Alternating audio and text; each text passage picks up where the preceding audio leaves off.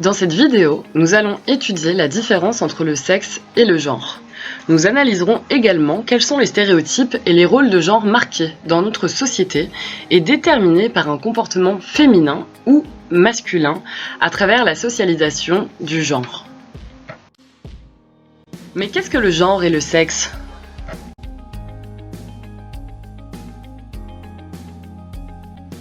Le concept de genre inclut des comportements et des attitudes caractéristiques liées à un individu.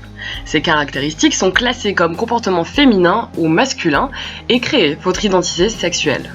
Les rôles sont développés par genre et diffusés par les agents de socialisation. Ces derniers peuvent être des personnes et des groupes faisant partie de notre environnement et déterminant ce que c'est que d'être vu comme un homme ou une femme. L'ensemble de ce processus peut changer au fil du temps et varie selon les cultures ou les systèmes de différenciation sociale, tels que le statut politique, la classe sociale, les origines ethniques, le handicap physique et mental, l'âge et bien plus encore. Tout cela est capable de modifier les rôles de genre. Le concept de genre est fondamental, parce qu'en l'appliquant à l'analyse sociale, nous pouvons révéler comment la subordination des femmes ou la domination des hommes se construit socialement. En tant que telle, cette subordination peut être modifiée ou supprimée. Enfin, nous comprenons le sexe, comme les différences biologiques qui existent entre l'homme et la femme, qui sont classées dès la naissance comme chromosome XY masculin et chromosome XX féminin. Par conséquent, le sexe est la somme des éléments sexuels de l'organisme, tels que les chromosomes, les glandes, la morphologie, les organes génitaux et les organes sexuels. Mais comment se développe la construction sociale d'un homme ou d'une femme ? Cela nous mène à parler de la socialisation des genres. La socialisation permet d'expliquer comment certains développements socio-culturels sont acquis ou bien amplifiés dans la construction de l'identité et des représentations sociales de la masculinité et de la féminité. Cela amène l'individu à mettre en place une série d'attitudes suffisamment féminines ou suffisamment masculines à l'égard de ce qui est attendu dans notre société. Grâce au processus de socialisation, les individus parviennent à développer des éléments de normes implicites dans les pratiques sociales de genre. Être un homme ou une femme, cela implique d'avoir intériorisé la réalité qui existe déjà dans l'environnement culturel, ce qui conduit au développement d'une série d'attitudes à l'égard de ce qui est exigé dans la société, comme des comportements, des sentiments et des pensées qui sont suffisamment féminins ou masculins.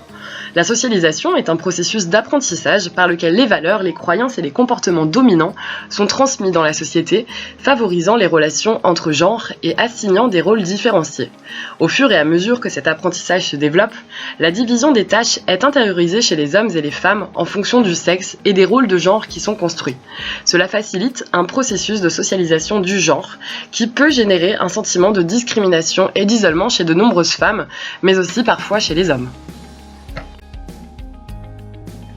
Dans le processus de construction de l'identité de genre, il existe une série d'agents socialisateurs qui influencent l'acquisition de rôles qui identifient les hommes et les femmes dès leur naissance. Par exemple, la famille, l'école, la communauté, la religion, les médias.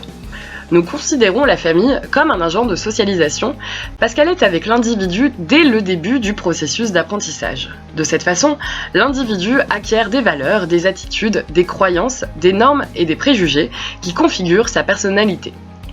L'école transmet des valeurs et des attitudes qui sont inculquées à l'individu par le biais de l'éducation formelle et non formelle, devenant un complément au processus de socialisation de la famille. Dans une communauté, les hommes et les femmes acquièrent des comportements découlant des normes et standards sociaux. Les religions sont par exemple composées d'un ensemble de normes morales qui sont partagées par un groupe de personnes, incluant de multiples droits, devoirs et croyances. Les médias disposent d'outils d'information très puissants, tels que la télévision, la publicité dans la presse, les réseaux sociaux, etc. Ces groupes ont un impact important sur les idées, les coutumes et les comportements des gens d'une manière unilatérale. En raison du processus de socialisation, les rôles de genre ont été créés en formant les portraits des hommes et des femmes.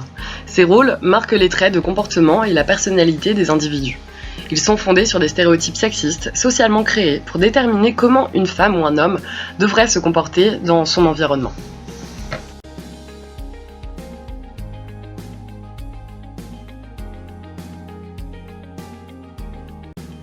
Les stéréotypes de genre sont définis comme des croyances sociales et culturelles qui classifient les hommes et les femmes avec une série de caractéristiques, de comportements, de contrôle des émotions, d'idées et même notre apparence physique.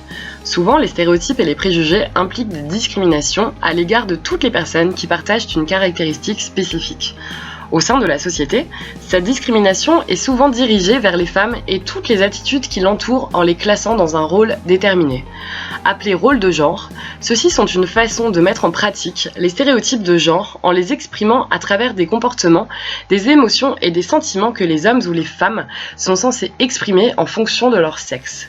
Les rôles de genre peuvent aussi marquer des traits de personnalité tels que le fait que l'homme ne pleure pas ou que la femme doit être plus émotive. Voici quelques exemples de rôles et de stéréotypes sexospécifiques qui se rapportent spécifiquement aux hommes et aux femmes. Pas mal.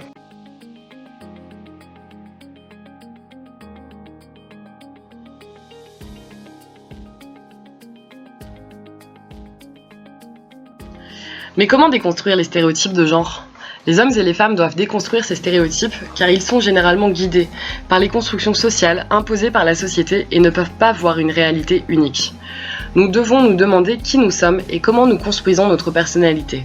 Avec l'observation personnelle, nous découvrons que ce que nous sommes réellement est la façon dont nous sommes influencés par les agents de socialisation, comment nous sommes jugés et classés dans notre société et comment nous créons des stéréotypes sexuels pour nous et pour ceux qui nous entourent. C'est pourquoi il est important de prendre conscience du nombre de stéréotypes sexistes qui existent, d'y réfléchir et d'essayer de les faire évoluer par de petits changements. Par exemple, permettre aux hommes de prendre soin des membres de la famille ou aux femmes de prendre leurs propres décisions en toute indépendance et autonomie. Les petits changements, au fil du temps, seront de gros progrès vers l'égalité des sexes. Nous devons rejeter le sexisme et les stéréotypes sexistes qui sont créés dans les médias et exprimer nos sentiments à son sujet. Les médias ont une très forte influence sur notre société. La publicité utilise toutes les ressources pour influencer les téléspectateurs, utilisant les stéréotypes de genre sans même soulever de questions éthiques. L'image que nous avons de la femme dans ces publicités est très sexiste. Nous pouvons la définir comme un masque de discrimination où les stéréotypes de genre et autres problèmes sont établis et normalisés dans le seul but d'hypersexualiser les femmes et de les présenter comme des objets. En tant que facilitateurs de l'éducation dans les communautés, nous devons travailler avec la communauté et déconstruire les stéréotypes que l'on voit dans les films, dans la publicité ou encore dans l'actualité. Et maintenant, posez-vous la question. Qu'y a-t-il de négatif dans les images ? Pourquoi veulent-ils faire passer ce message ? Comment pouvons-nous le transformer en un message qui renforce l'égalité des sexes ?